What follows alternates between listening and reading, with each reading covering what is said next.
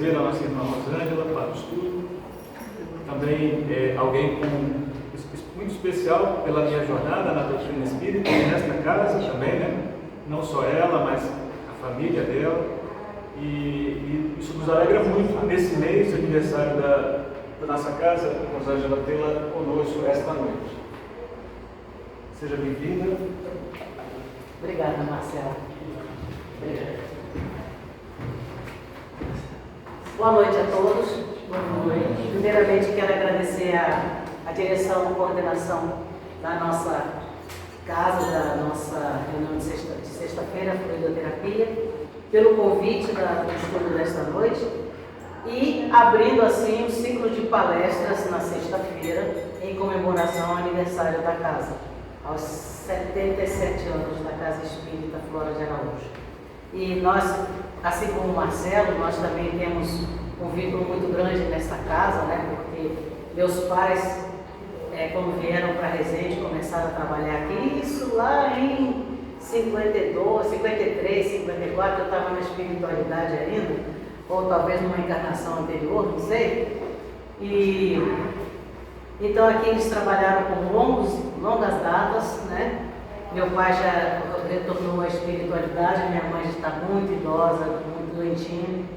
E nós estamos aqui, nascemos aqui, fomos evangelizados, participamos de mocidade, hoje trabalhamos na casa, fazemos estudos com jovens e estamos aqui muito felizes nessa doutrina maravilhosa que é a doutrina dos Espíritos e nos sentimos muito felizes de estar aqui na Casa de Flora. Nos sentimos filha de Flora de Araújo. Bom, vamos ao estudo desta noite, que nos foi solicitado falar sobre, pelas suas obras, que se reconhece o cristão. E esse capítulo é o Evangelho segundo o Espiritismo, capítulo 18, item 16, onde Mateus, no capítulo 7, versículo 21, fala: nem todos que dizem Senhor, Senhor, entrarão no reino dos céus. Apenas entrará aquele que faz a vontade de meu Pai e que está nos céus. Jesus falou esta passagem que Mateus reproduziu lá no capítulo 7. E nós temos aqui a árvore da vida. O que seria essa árvore da vida? Lá no final do nosso estudo nós vamos ver que essa árvore da vida é a nossa vida. É a nossa árvore de vida. E para ela ficar verdinha assim, a gente tem que fazer obras. Como? De nada adianta a gente implorar a ajuda de Deus se não se busca melhorar e superar a si mesmo, quando não se segue os preceitos por Ele, né, por Deus, através de seu Filho Jesus, ensinados, que não se torna mais carinhoso nem indulgente com o semelhante. Ou seja, a gente tem uma grande, digamos entre aspas, mania, né, de implorar ajuda. A gente faz a prece, a gente só pede. A prece é para pedir, louvar e agradecer. Mas a gente para no primeiro, que é o pedir. Senhor, eu quero paz, eu quero saúde, eu quero isso, eu quero aquilo, minha mãe, pede, obrigado. Abre o olho, acabou a prece. E a prece não é só pedir. Então não adianta nada você pedir a Deus para melhorar a sua vida se você não resolve a se melhorar. Se você não resolve a perceber que dentro de você existem sentimentos e pensamentos que você deve trabalhar para o bem. Não adianta a gente pedir, Deus, eu quero melhorar de vida. Mas o que você faz para você melhorar de vida? Você lê bons livros? Você vê bons filmes? Você pratica boas ações? Quando eu falo de praticar boas ações, não é você ser bonzinho, dar dinheiro para todo mundo. Não, é você fazer pequenas tarefas do dia a dia que ajudam a si e ao próximo. Essas são as boas ações. Muita gente acha que quando a gente vem aqui falar sobre boas ações ou sobre fazer coisas boas para o próximo, é só você fazer e todo mundo vê que você está fazendo, distribuir sopa, distribuir alimento, não, são pequenas situações. Uma das atividades que você se ajuda e ajuda o próximo é ouvir. A gente tem 2 ouvidos para ouvir e uma boca para falar, mas a gente fala mais do que ouve. Eu tiro por mim, falo pelos poros. Mas a gente tem que aprender a ouvir, porque ao ouvir, muitas das vezes as pessoas falam: olha, ai Sônia, eu queria tanto que você conversar com você, que eu posso de conversar com você. E Sônia, meu Deus, agora que eu tenho que fazer almoço, tem que não sei aonde. Mas aquele momento é que a pessoa está precisando de desabafar. Aí ele conversa com você, você pede a espiritualidade que possa te ajudar a ajudar aquela pessoa. Ou seja, você está se ajudando e está ajudando o seu próximo. Então são nessas pequenas trocas no dia a dia, seja no trabalho, seja em casa, né, que você vai se melhorando e vai melhorando o seu próximo e melhora o seu entorno. A partir daí, as suas súplicas são mais ouvidas, porque você já tem méritos. Esse é o grande detalhe, o mérito. Não são cristãos verdadeiros aqueles que apenas se comprazem em atos exteriores de devoção, ou que se fecham nas muralhas do egoísmo, do orgulho, da cobiça e de outras paixões degradantes, ou que não fazem nada por ninguém. Ou seja, pede, aí tem 2 situações: ou se dedica, eu vou distribuir café da manhã aos necessitados, vou distribuir sopa no bairro carente, vou distribuir cesta básica em outro, vou acontecer. Aí se tiver uma TV Rio Sul passando, estou aqui e tal, né, faço tudo bem. Não é isso. Ou então você se encher de orgulho, de egoísmo. Não vou fazer nada disso porque isso não faz parte de mim. Não é essas paixões exteriores. São realmente ações que te fazem crescer como ser humano. Porque Kardec nos ensina que o medo é raiz de muitos males. Então, muitas das vezes, a gente tem medo de fazer alguma coisa porque, será que isso vai ser bom? Como, por exemplo, muitos buscam saber, não porque querem se iluminar, mas porque têm muito medo de serem rejeitados ou criticados. Ou seja, eu vou lá no Flora, eu vou procurar saber um pouquinho de doutrina espírita, porque se alguém me ver lá, aí vão querer saber o que é e tal. Então, eu vou ler um pouquinho, vou estudar um pouquinho, porque não quer ser criticado. Nossa, mas você vai lá, não sabe nem o que é doutrina espírita, né? Aí ele procura ver um pouquinho, que é para ele não ficar por fora. Mas, na verdade, ele não quer se iluminar, ele só não quer ser criticado. Ou muitas das vezes estuda demais porque quer ser aplaudido pelos outros, quer acreditar que são mais do que realmente são, porque tem baixa estima. Isso se chama orgulho. Aquele que estuda demais, que apresenta estudos maravilhosos e tal, mas quando você vê no dia a dia, principalmente no trabalho, você vê que é outra pessoa. Então, não é assim. A doutrina espírita nos ensina que nós podemos ser espíritas em qualquer lugar. Quando nós tínhamos, na mocidade, há um longo tempo atrás, nós tínhamos alguns cadetes na mocidade, e a gente falava muito do Evangelho, tinha lições do Evangelho, e eles falavam, um deles uma vez falou que não dá para ser espírita e ser militar, porque uma coisa não combina com a outra. Eu falei, mas como é que uma coisa não combina com a outra? Não, porque você tem normas rígidas, você tem que punir o seu subordinado, aí está falando, eu estou ouvindo. Aí eu falei, mas não precisa tanto assim, você ser tão rígido, né? Meu pai foi militar, meu pai foi sargento aqui na AMAN, né? E todo mundo gosta do meu pai. Quem conheceu meu pai naquela época que ele estava aqui na academia, nossa, adora ele, né? Jesus muito conhecido. Aí eu falei, então, você pode punir seu comandado, mas se você tiver a oportunidade de conversar com ele e fazer ele entender que ele errou, talvez a punição possa ser menor. Não, tem que ser rígido. Aí eu lembrei que na época, nosso amigo Marcelo estava aqui servindo na mão e trabalhava com os cadetes. Aí eu lembrei, me diz uma coisa, o Capitão Marcelo é bravo com vocês?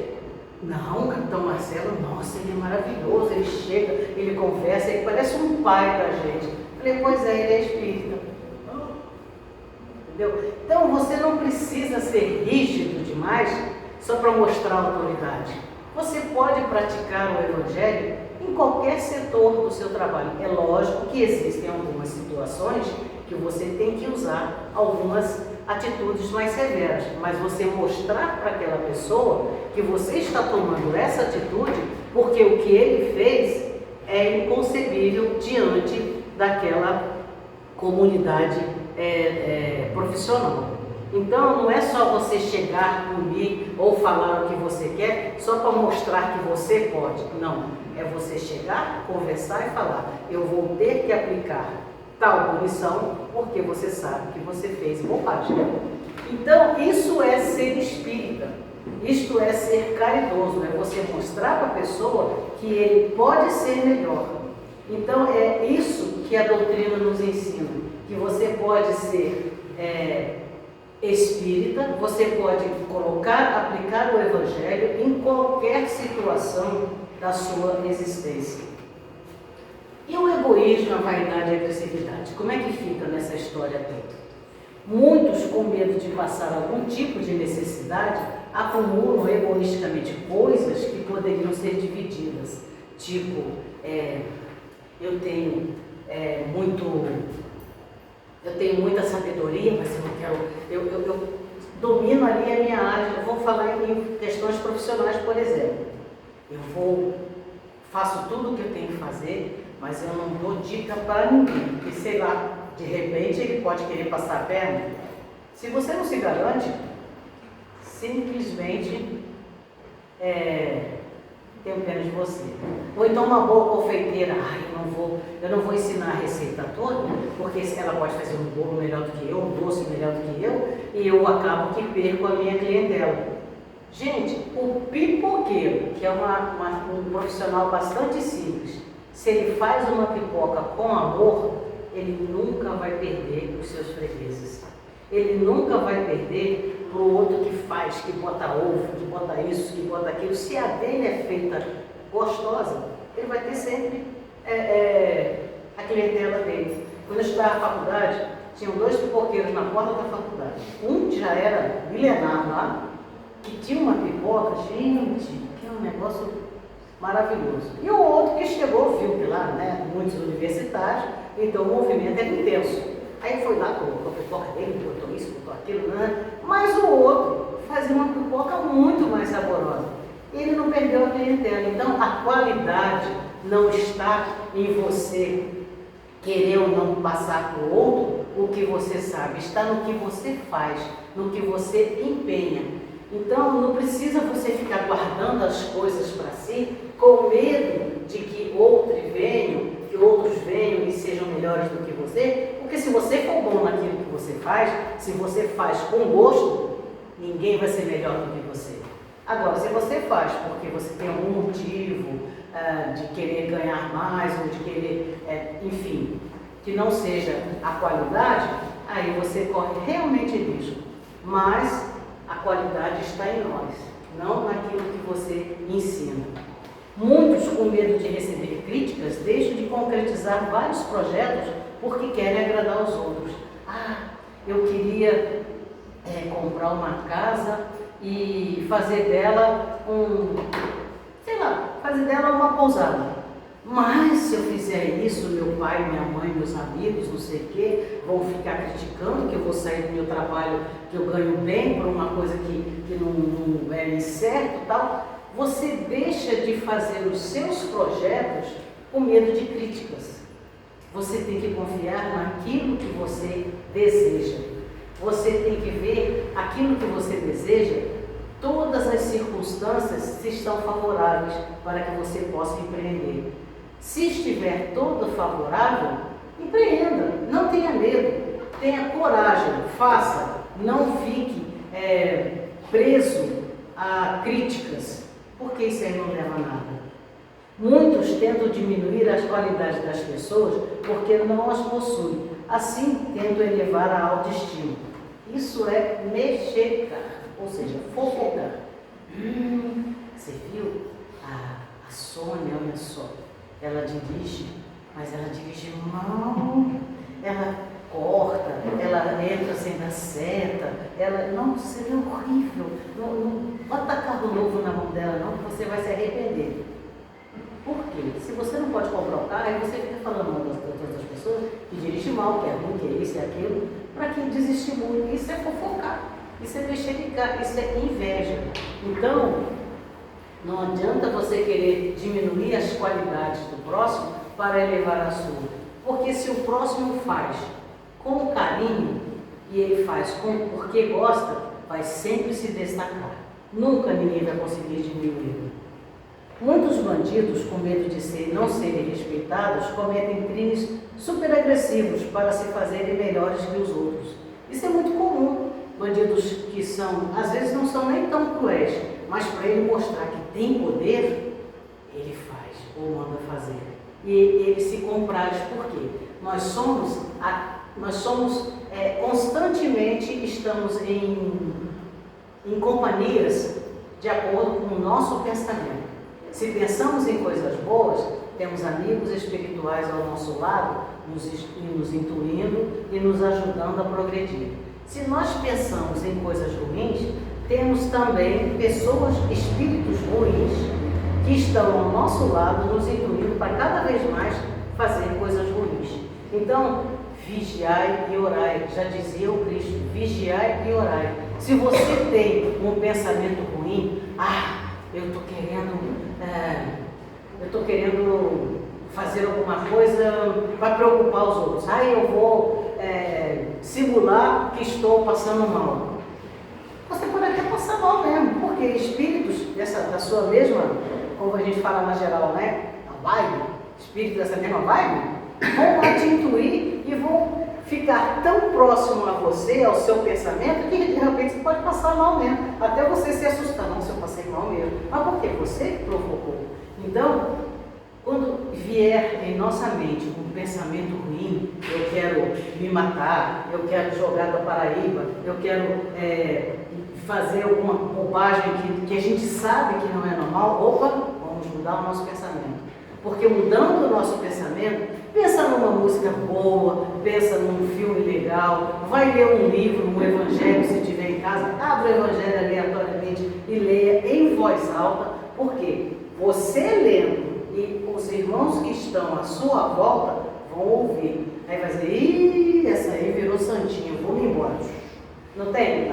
Na vida, quando a gente começa a conversar sério, principalmente sobre religião, não de uma maneira fanática, mas de uma maneira orientada, aquelas pessoas que não se coadunam com essa questão religiosa, mas você está tão santinho, nossa, você é tão legal, tão simpático, você está tão santinho, nossa, não é assim que a banda toca, não é que você está santinho, é ele que não está sintonizado com o seu pensamento, com a sua sintonia. Então, é importante que nós mantenhamos sempre, até no trânsito, né? Porque o lugarzinho, como dizem, foi um palestrante aqui que falou que o lugar mais difícil da gente manter a calma é no trânsito, né? Em Resende, o pessoal acho que não sabe que aquela alavancazinha da direita chama-se seta, para você virar para a direita, para virar para a esquerda. Acho que não aprendeu isso lá quando fez o curso. Então, aí a pessoa entra na sua frente, dobra no lugar errado, não sinaliza, e com a sua paciência vai para o céu, né? E a partir desse momento que é o exercício da paciência. Então, nós somos testados a todo momento, né, da nossa paciência, da nossa resiliência, da nossa boa vontade. Depende de nós. Quando Jesus recomenda edificar a casa sobre a rocha, refere-se à necessidade de ter uma diretriz segura no decorrer da vida, vivenciar o bem, o amor ao próximo, no pensamento e na ação. Então, quando ele fala, nós devemos edificar a casa sobre a rocha, ou seja, nós devemos ter a necessidade de ter uma diretriz segura, de ter um pensamento firme, principalmente na espiritualidade maior. Se nós temos uma religião, se nós seguimos alguma doutrina, seja ela espírita, evangélica, católica, sigamos com conhecimento, estudemos. Aqui no Flora nós temos as reuniões segunda-feira de estudo sistematizado da doutrina espírita e do evangelho, para a pessoa entender o que é doutrina espírita ou entender o evangelho, sempre às segundas-feiras a partir das 19 horas. Na doutrina católica tem também a literatura católica para que a pessoa possa entender a doutrina, o mesmo na evangélica. Então, é preciso que nós tenhamos a nossa base sólida para que nós possamos ter condições de pedir e obter isso. Ajudar aquele que possui uma fé consolidada pela razão e inspirada no amor, não pode ser inoperante. Então, à medida que você consegue consolidar a sua fé, realmente você ter certeza daquilo que você gosta, daquilo que você está entendendo, você não é inoperante, você já começa a fazer o bem pelo bem. Teve uma mensagem aqui de Emmanuel, quando estava passando as mensagens, que a caridade é... Chico Xavier falou, melhor, Emmanuel, Chico Xavier, que a caridade é o movimento, o amor, né? É o amor em movimento. E é verdade. Então, quando você começa a ter a sua fé consolidada, você acha simples, você acha fácil, para você não é nada dificultoso você acordar 7 horas da manhã do domingo e fazer o bem. Ir lá distribuir alguma coisa ou colaborar em alguma coisa. Você acha a coisa mais normal do mundo, na sexta-feira de manhã, se você está disponível, vir aqui no Flora e ajudar a fazer a distribuir cestas. Então, ou então trazer algum alimento para casa, para a cesta básica.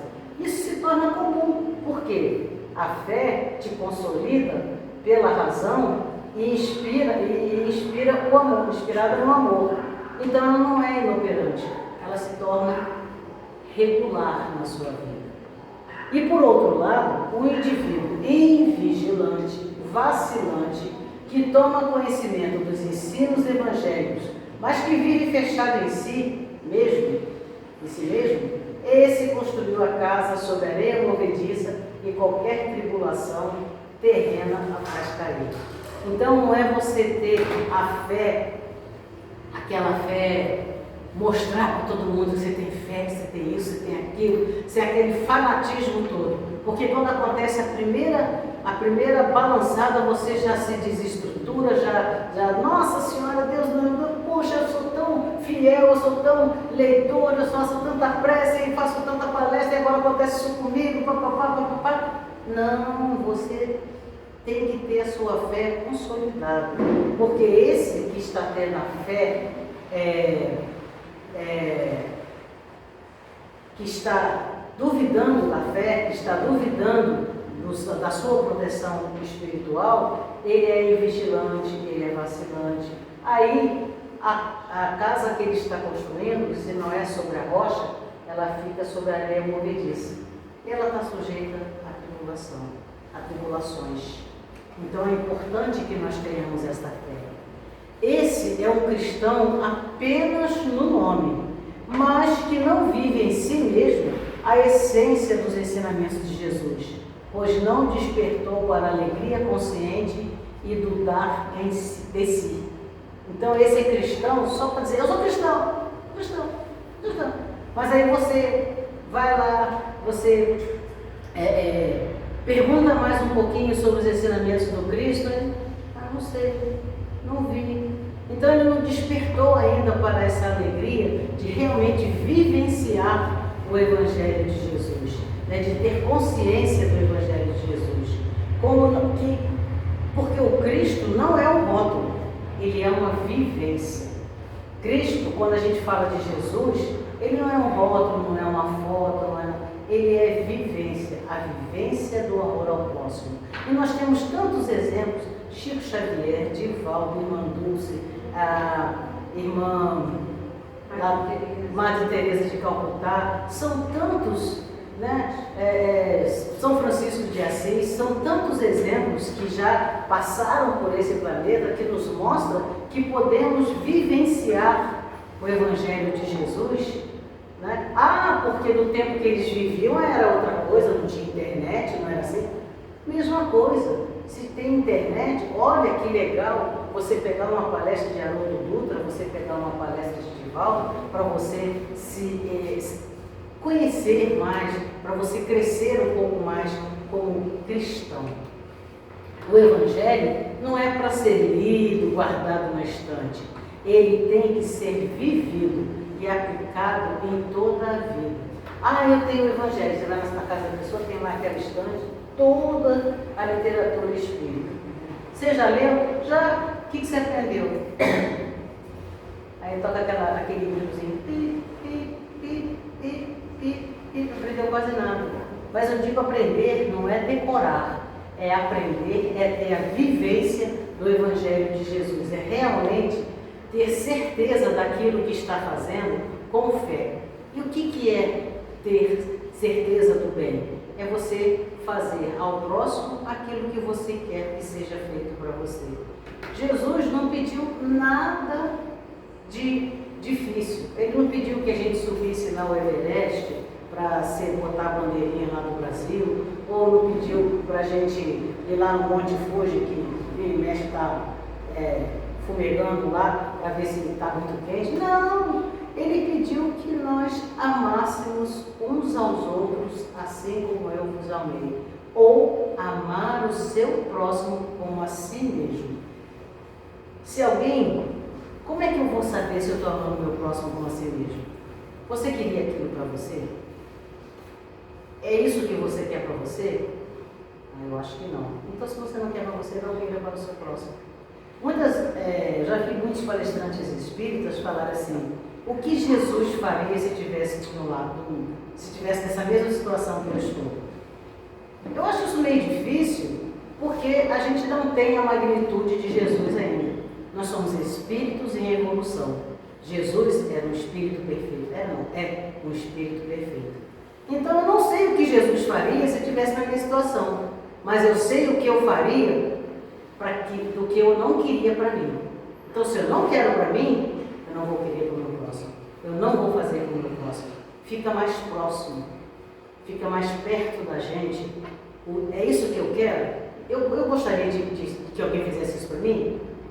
Eu ia ficar bem bravo, então eu vou fazer. Pronto, não precisa pedir para Jesus te intuir, não. Você se analisa, você vê se você quer para si ou não. É isso que Jesus pediu, que nós tenhamos essa vivência evangélica.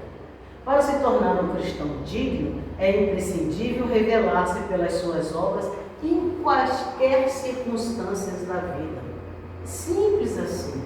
Né? Porque como é que você verifica isso? É se colocando na situação do próximo. É isso que eu quero para mim? Não. Parece que eu estou sendo redundante, né? Mas é exatamente isso que a gente quer colocar hoje. Né? Se eu não quero para mim, eu não vou querer para o meu próximo. Porque a obra mais difícil a ser feita é a que fica aqui, dentro de nós. Mudar o nosso coração, mudar a nossa mente, mudar os nossos atos. Essa é a obra mais difícil que nós temos que fazer, trabalhar, reconhecer e melhorar. Cristão, na verdadeira acepção da palavra, não é somente aquele que guarda os ensinamentos de Jesus. Tem a Bíblia na ponta da língua, tem o Evangelho na ponta da língua. Não é isso.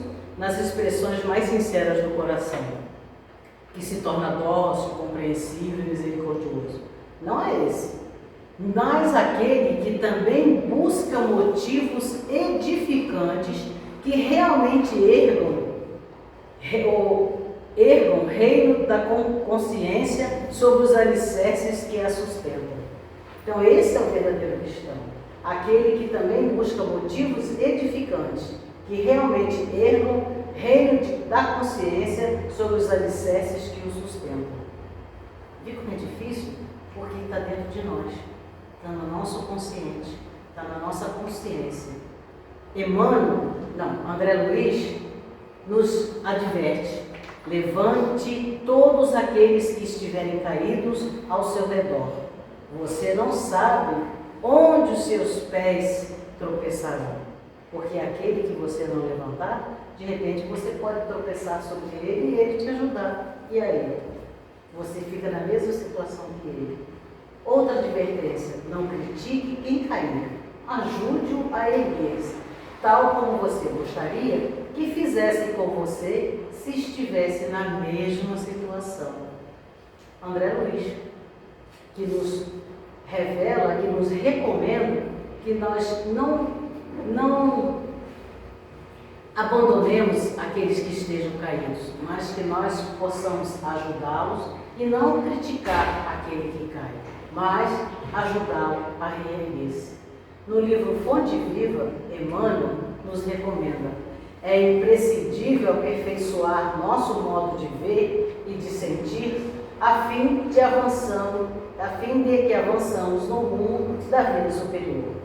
Busquemos as criaturas, acima de tudo, pelas obras com que beneficiam o tempo e o espaço em que nos movimentamos, porque um dia compreenderemos que o melhor raramente é aquele que concorda conosco, mas sempre é aquele que concorda com o Senhor, colaborando com Ele na melhoria da vida dentro e fora de nós.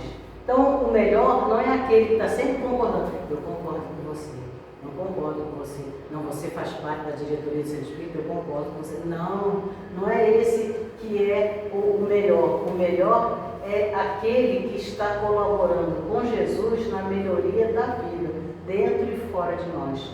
Recomendação de Emmanuel no livro Fonte Viva. E como é que nós teremos bons frutos daquela árvore da vida lá no início que a gente falou?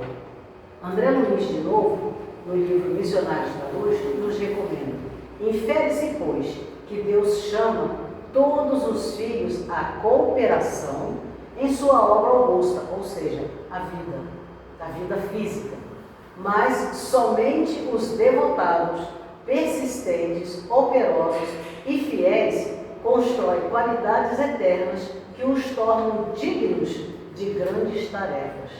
E reconhecendo-se que as qualidades são frutos de construções nossas, nunca podemos esquecer que a escolha divina começará pelo esforço de cada um.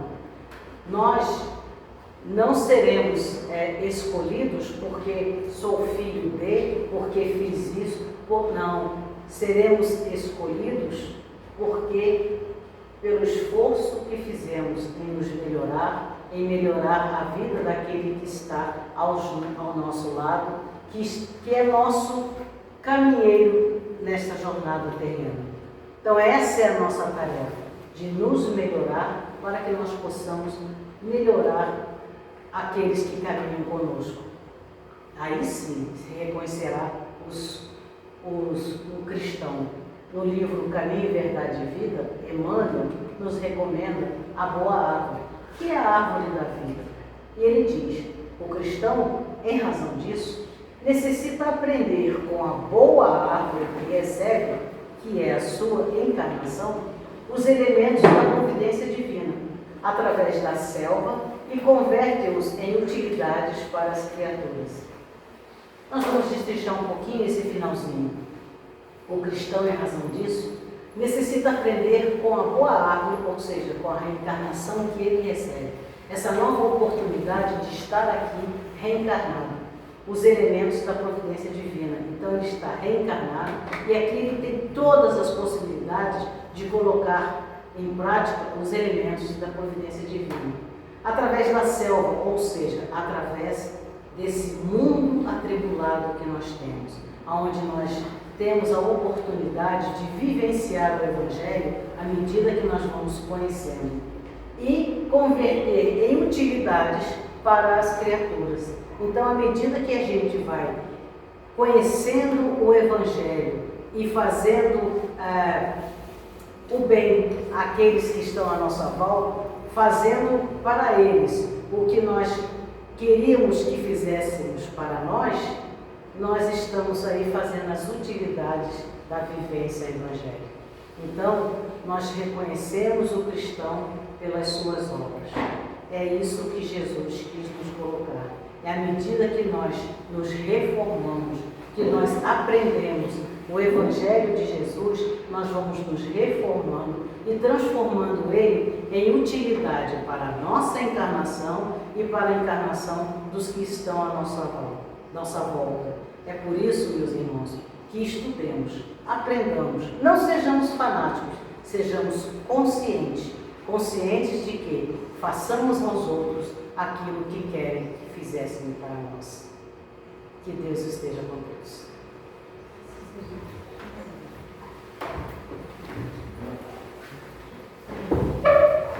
Obrigado, Rosângela, pela grande quantidade de reflexões que a sua apresentação nos permitiu e que certamente nos estimulam a fortalecer a musculatura da vontade, né? A vontade da mudança, a vontade do autoconhecimento e da vontade de colocar em prática todas essas vivências que a gente vem recebendo através da doutrina espírita e das nossas próprias experiências pessoais.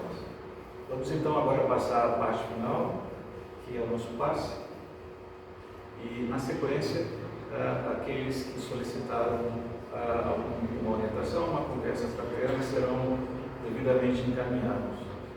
Vou preparar aqui então.